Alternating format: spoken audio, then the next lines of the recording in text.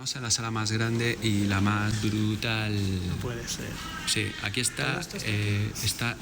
Esto que se ve aquí está aquí. Sí, los primeros 40 años del cómic clásico americano están aquí. Están aquí, sí, señor. Bueno, ya solamente viendo las reproducciones gigantes que han puesto arriba, que tenemos Félix the Cat, tenemos Popeye, tenemos Polly Pals, tenemos Tarzan, Flash Gordon, Príncipe Valiente, Terry los Piratas, ya dices, madre santo Dios, y luego ya miras abajo y dices, ¡no! Bueno, no sé. Empezamos por, no sé, un Mickey Mouse así. Bueno, vamos a empezar por lo más flojo, ¿no? Vamos a empezar por lo más flojo, que es de Floyd Gottfredson, que es uno de los mejores artistas dibujantes que ha habido, pero que también es conocido. Es otro caso, por ejemplo, también de lo que se ha arrastrado durante toda la historia de los cómics y hasta llegando hasta Jack Kirby, que son que los autores no valen nada, el personaje es propiedad del editor. En este caso tenemos Floyd Gottfredson, que es el gran artista de Mickey Mouse del cómic. ¿Y quién firma? Pues firma el tío Walt. Y aquí pues igual. Gottfredson empezó la animación en los estudios Disney y luego le encargaron continuar las tiras que habían empezado. Precisamente Disney había empezado las tiras haciendo los guiones y luego había otros artistas que habían hecho los dibujos. Pero cuando entra Gottfredson, entonces empiezan las grandes aventuras de Mickey, porque era un narrador brutal, nato. Y tú piensas, bueno, a Mickey, no sé, pueden ser bobadas, ¿no? Son chistes. No, es que son aventuras. O sea, se continúan. Aquí hay dos ejemplos. Hay uno más antiguo, que es el típico estilo de, ¿no? Sí, las patas espagueti. Sí, el típico así de goma, donde todo es una especie de goma. Pero fíjate, lo que es increíble es cómo está dibujado, con qué perfección está dibujado todo. O sea, no tiene... Si lo comparas, por ejemplo, luego con Snoopy, ¿no? Con Carlitos, con Calvin and Hobbes, que es mucho más suelto, el trazo más moderno, ¿no? Más abocetado. Aquí, sin embargo, está perfectamente terminadito. Mira Bueno, vuelve a salir mi símbolo favorito. Ese símbolo favorito es que para mí lo tengo asociado con Tintín, pero que ya lo tenemos aquí, ¿no? Que ya lo tenemos aquí. Es este muelle que vuela, que es una espiral de locura. Y aquí lo que aparece un personaje que es un bandido que le llaman aquí The Bat, o sea, es una especie de Batman. Tenemos al Batman, o sea, Mickey ya conocía a Batman. Y es The Bat, mira, it's The Bat. A mí estas caras me encantan. Mira qué cara. Wow. En las manos, ¿no? Wow. De sorpresa. Wow. Totalmente estiradas. Es alucinante.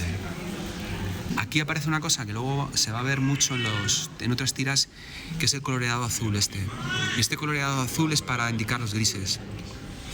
Se pintaba con lápiz azul para luego indicar al de la imprenta que lo sustituyera por trama de grises. Y entonces pues simplemente indicaba un poquito para meter grises aquí en el vestido. Mira, yo me quedo con esto, ¿eh? Mira esa cara de felicidad. Esa cara de felicidad. Es para ponerlo en tu perfil de Facebook, esta cara. Soy yo. Me quieren para siempre. Es maravilloso. Es increíble. Mira los detalles de la casa. Las expresiones de todos los personajes. Aquí tenemos al Pato Donald. Claramente el Pato Donald es un secundario. Es una especie de enanito. Y Goofy. Pero bueno, este encuentro maravilloso de Mickey con Minnie.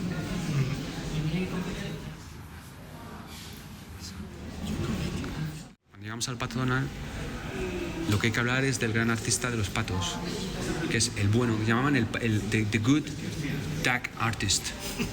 Pero era conocido así. Nadie sabe cómo se llamaba, porque claro, esta gente firmaba siempre Walt Disney, nadie sabe quién era, y era alguien que hacía las historias buenas de los patos. Era el bueno. Era el bueno. Porque tú te leías historias de patos que eran chistes o mal dibujadas, y luego había una buena. ¿Por qué era buena? Porque era increíble. Y este es el grande, Carl Barks. Entonces aquí tenemos un original de Mr. Carl Barks. Esto es otra absoluta maravilla. Tú dime que este no es Bone. Es Bone, sí, sí, Exacto, claro. o sea, pero al milímetro. Al milímetro, claro que sí, ahí está, sí, tiene el mismo perfil. El mismo perfil. Aquí ya no, pero aquí tendrás que redondearlo, pero es Sí, sí, igual. es igual. el mismo, es el mismo. mismo personaje.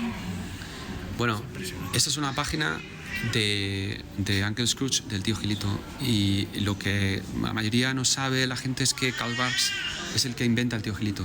No, pues el tío Gilito lo inventó Walt Disney. No. Vale, Mickey, de acuerdo. Pero está claro que no. el tío Gilito no, el tío Gilito lo inventa el tío Carl. No solo inventa el tío Gilito, sino que inventa Narciso Bello, los golfos apandadores, Daisy, o sea, mogollón de personajes. Y sin el tío Gilito, olvídate. O sea, el cómic del Pato Donald sin el tío Gilito no existe. Pero es que además lo alucinante de Barks, que es lo que yo recuerdo de pequeño, es que, claro, estamos ante dos personajes mega negativos. El Pato Donald es un tipo muy desgraciado, es alguien que está desempleado, que vive con sus sobrinitos, es una familia muy extraña. Y luego tenemos al tío Gilito, que es un millonario asqueroso. Porque se mata por una moneda de 1 céntimo. Puede matar por eso. Que tiene un edificio que es una caja fuerte gigante, que se baña en oro, que no le da nada ni a nadie y que sufre muchísimo. Entonces yo me acuerdo que las aventuras del tío Gilito acababan mal porque él perdía todo el dinero y a la vez sentías pena por él, pero a la vez pensabas que divertido que perdiera, ¿no? Pero esa especie de contradicción es muy compleja porque como modelo para los niños es tremendamente horrible. Estamos en estas, ¿no? Está en este mundo que vivimos ahora de que a los niños hay que leccionarles con modelos súper positivos y ¿no? súper ideologizados, pues tenemos nada menos que las aventuras del Pato Donald, que son historias donde de envidia, de avaricia, Por eso son tan divertidas. pero son muy divertidas. Pero vamos, en la página que tienes aquí, como Esa catedral ahí por dentro. ¿Eso qué es? Fíjate cómo está dibujado. Sí. Qué bonito esto de colocar a él que está colgándose en la liana como Tarzán y cómo continúa el movimiento con el tío Gilito y este círculo, ¿no? Como él cae por aquí y se crea este movimiento y ¡pa! El golpe. The Phantom. Esta es una de las, por ejemplo, las expresiones típicas de Karl Barks, que veías que sabía dibujar muy bien. No había dibujos de pseudo dibujos de Pato Donald que eran muy torpes. Aquí veías con qué finura ha separado la pierna, la boca. Solamente las posturas que ha elegido no son las más fáciles, ¿no? Wow. Bueno, faltaría una de los golfos apandadores, pero bueno, por poner una pega. Aquí tenemos un original de Betty Boop. Creo entender que deben quedar como 5 originales en el mundo de Betty Boop y este es el más antiguo que existe. No. Sí. Entonces el tío Bernard lo ha logrado una vez más. Esto sirve un poco para hablar un poco de las tiras de humor al principio, sobre todo, ya desde Yellow Kid, Crazy Cat, ¿no? El humor es lo que más se desarrolla en las tiras de periódicos. No tiene por qué haber continuidad, puede haber un chiste por cada tira. La historia es buenísima, perdona que te contaba. La historia es buenísima, están rodando una película. Ajá. Está con el director aquí, ¿no? Está con el director y tal, bueno, tienen ahí su tal, y Betty se retira. Bueno, yo me voy un momento. Y entonces están todos los trabajadores de una película, que tú sabes lo que es más o menos eso. Y de repente, ¡socorro! Se oye desde lejos, dice, ¡It's Betty! Y dejan todos la película y se van. Le dejan solo al director. Y está subido a una mesa y dice, Mira. Y entran todos. Mira. Con Absolutamente palos. desesperados. ¿Qué está pasando? Y dice, es un ratón. Y lo cogen entre todos. Y la peli que le den. Y ya está. Por supuesto, claro, está arruinado porque además se ha quemado todo el castillo que iban a filmar. Solo tenían una toma. Iban a quemar todo el castillo y solo tenían una toma. Y por supuesto, arruinado porque eran millones de lo que ha costado ese castillo. Y ellos felices aquí haciendo el bobo. ¿Y qué dice? Isn't he cute? Bueno, es la vida misma, es la vida misma. Esta es la del Gasoline Alley, de Frank King, el callejón gasolina. ¿Pero esto de cuándo es? Este que hay aquí es de... Este es del año 22. 11 de junio del... Sí, un siglo. 1922. Es que si dices del 22 parece que es de este año. Sí, 1922. Es cierto. Gasoline Alley es una serie que tiene como característica que los personajes crecen. El personaje de Walt, que es el personaje el grandote, llevaba ya muchos años desarrollando sus historias para ganar lectores femeninos. Les ocurrió que apareciera un bebé y entonces dejaron un bebé en la puerta de la casa de este señor, que era un soltero, y entonces lo adoptó. Lo que se le ocurrió a Frank King fue que el niño creciera, y de hecho crece durante décadas, se hace mayor, está en la Segunda Guerra Mundial, e incluso luego tiene novias y tiene hijos. Entonces aquí es una de las primeras donde todavía el niño es muy pequeño. A mí lo que me alucina, y puede parecer como muy ñoño, pero me alucina cómo está dibujado el niño. Mira las expresiones. Es que son las de un bebé. Sí. Son las de un bebé, exactamente. Intentando agarrar el pelo. A mí, por ejemplo, esta es de aquí, que está intentando coger un globo. O esta de aquí. Una de las cosas, por ejemplo, graciosas es que estaba muy de moda en esa época el tupé. Y esos tupés que los llevan el niño y Walt, si te recuerdan a otro famosísimo que tiene un tupé, ¿no? Bueno, pues date cuenta que el tupé de Walt y de Skitchits es hacia adelante. Bueno, pues el tupé de Tintín era hacia adelante, cuando lo dibuja G en las primeras viñetas. Pero hacia la página 3 o 4 se sube en un coche a toda velocidad y entonces por la velocidad el tupé se le echa hacia atrás. Y cuando baja del coche lo tiene hacia atrás. Y es el tupé para toda la vida de Tintín. El estilo de Frank King es que es un estilo que es lo que llaman el estilo Bigfoot, que Frank King también lo utiliza, pero lo utiliza de una forma muy curiosa, y es que el Bigfoot es un estilo en el que, si te das cuenta, los zapatos son muy grandes, los brazos y las extremidades, las manos son enormes, luego las cabezas son pequeñas. Que llevará al éxito total será Popeye, Cigar con Popeye, ese estilo, con esos zapatos gigantes. Pero lo que hace Frank King en Gasoline Alley es que los personajes son bastante Bigfoot, pero si te das cuenta, el resto de fondos son muy realistas, dentro de que es todo caricaturesco, pero guardan un cierto realismo en proporción todo, ¿no? Si te das cuenta de esto, si lo hubiera hecho Cigar, Popeye, todo estaría muchísimo más exagerado, pero aquí los acróbatas son relativamente proporcionados en comparación a Walt, ¿no? Que Walt es como un personaje grotesco. Sí, anatómicamente, por ejemplo, ese caballo, ese señor que está encima del caballo no tiene los pies grandes ni nada. Sí, y mira este, también. O estos trapecistas, que bien están dibujados y están proporcionados. Sí. Entonces, esta mezcla es muy curiosa. ¿Por qué? Porque Gasoline Alley es una tira muy realista. Y lo que le interesa sobre todo es contar una historia realista en la que los personajes, las situaciones domésticas y las situaciones de su vida se van a ir desarrollando. Por ejemplo, en este dominical lo que tenemos es que Walt se lleva a Skitchits al circo y le ocurre una cosa que nos ocurre a todos los padres, y que es que llevamos a nuestros hijos a ver una cosa que nos emociona muchísimo, ¿no? Que nos alucina y queremos que lo disfruten, pero claro, luego ellos no están en el tema, ¿no? O sea, es que el niño no mira nada de lo que... claro, viene un elefante que es alucinante y el niño está con Walt ahí y le dice, look at the beautiful lady on the elephant, y le está tocando la cara. O luego llega un payaso y no le hace ni caso. Dice, mira, un mono en un burro. Está mirando todas las posturas del bebé son increíbles, porque son las posturas auténticas de un niño, ¿no? No están exageradas ni están caricaturizadas, son posturas totalmente realistas.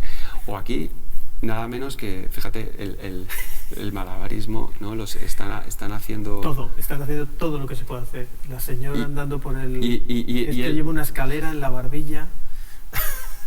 Y Walt está echándole la bronca al niño porque está tirando todo, o sea, no puede ni siquiera disfrutar del espectáculo.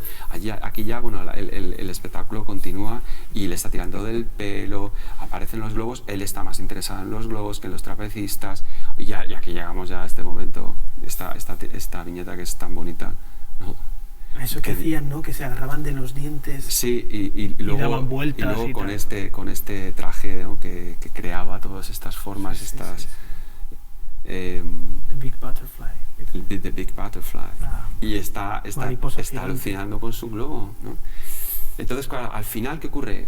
Que tiene que haber algún tipo de anécdota para terminar, y entonces al final decide que, bueno, que al final lo que al niño le gusta son los globos, se lo que hace ilusión y le compra todos los globos. Y dice, bueno, por lo menos llévate algo, ya que no has disfrutado del circo.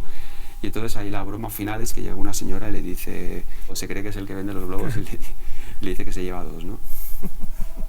¿Qué ocurre? Pues no, al final tienen como que meter una pequeña broma, pero es una cosa como muy flojita. ¿Por qué? Porque lo que le interesa es contar otra cosa, que es esto, que es el problema que tiene un padre cuando va con un bebé o con su hijo a que disfrute de algo que realmente no está haciendo ni caso. Frank King también hacía diseños, paginaba muy bien, y entonces, por ejemplo, hay un famoso Gasolinale dominical donde es toda una calle y ha creado la arjilla de las viñetas. Es un único dibujo donde le ha puesto encima la cuadrícula únicamente para separar personajes. No sé si me entiendes. Realmente es un único dibujo de una calle entera con montones de personajes con una vista cenital desde arriba. Y entonces la cuadrícula lo único que sirve es para indicar a los personajes que van hablando, para que haya un sentido de lectura. Y eso lo hace también luego mucho Chris Ware. Hay uno muy famoso que va caminando, paseando con el niño, que va viendo nubes y va viendo cosas y van cambiando de color. Es una cosa alucinante.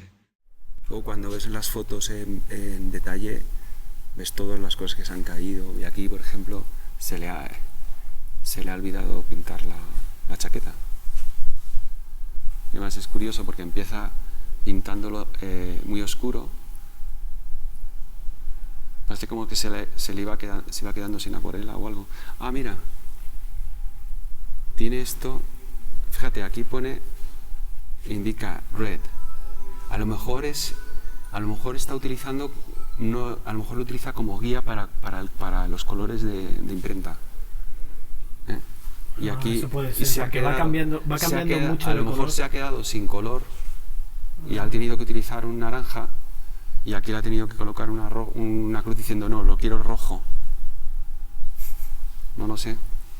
Sí, tiene sentido. Fíjate, al final ya no es ni naranja, es un marrón. El hombre no le daba tiempo, estaba encerrada la tienda y no le daba tiempo a comprar acuarelas. Esto me encanta a mí. Vamos a ver la de Popeye. Vamos a ver una de las obras cumbres de la humanidad, que es la creación de E.C. Segar, Popeye. Sí, al día de hoy todavía me di cuenta de que es Popeye. Y aunque lo sabes, estás en España, tienes que decir Popeye. No puedes decir Popeye, es Popeye. Pero es que Popeye es en sí una palabra, un nombre. Popeye es increíble. Aquí tenemos a Popeye y Olivia, ¿no? Que son el dúo dinámico. Eso es increíble. Segar crea The Thimble Theater, que es una serie con unos personajes y tal, que estaba basado, pues como él mismo decía, un elenco teatral de personajes.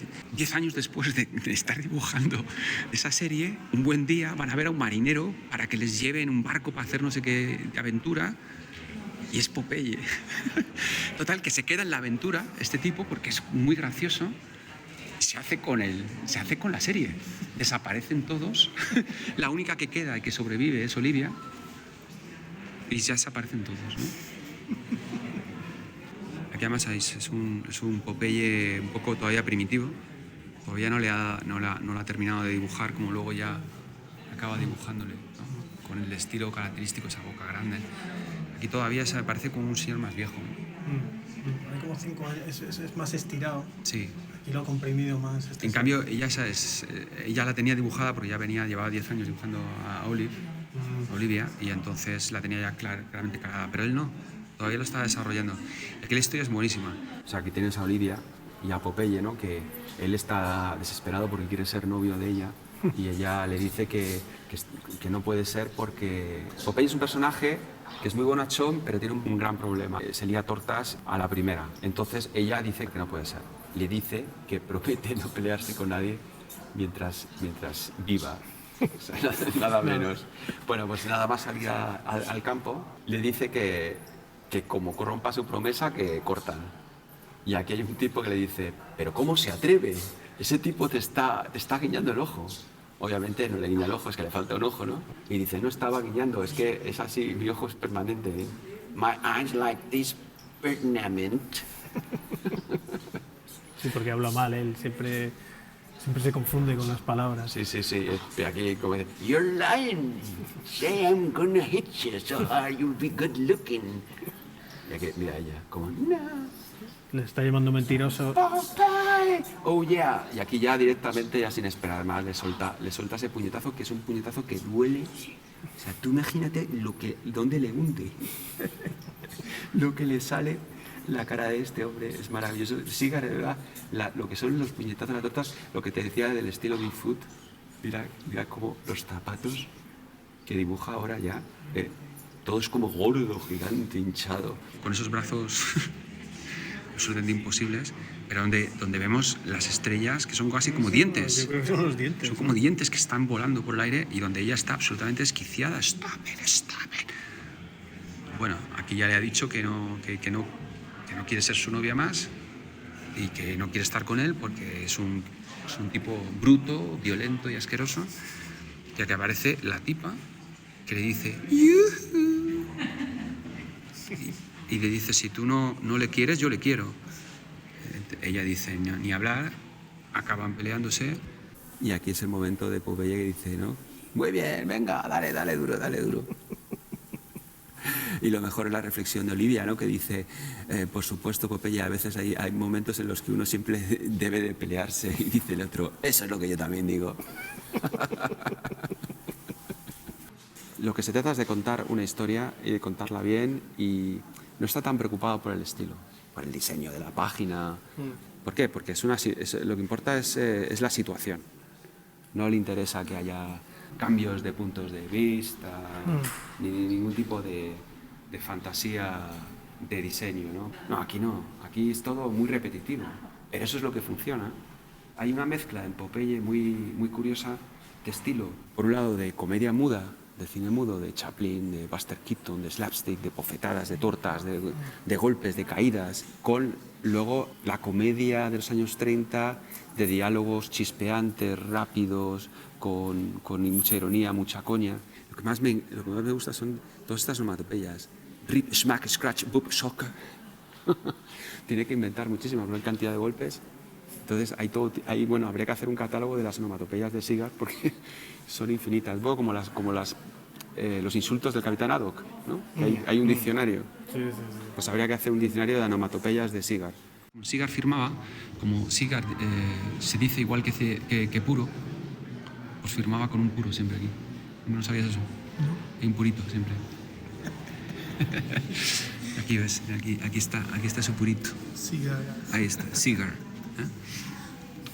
El humor es buenísimo, las historias son buenísimas y luego esto es un Sunday, una página dominical, ¿no?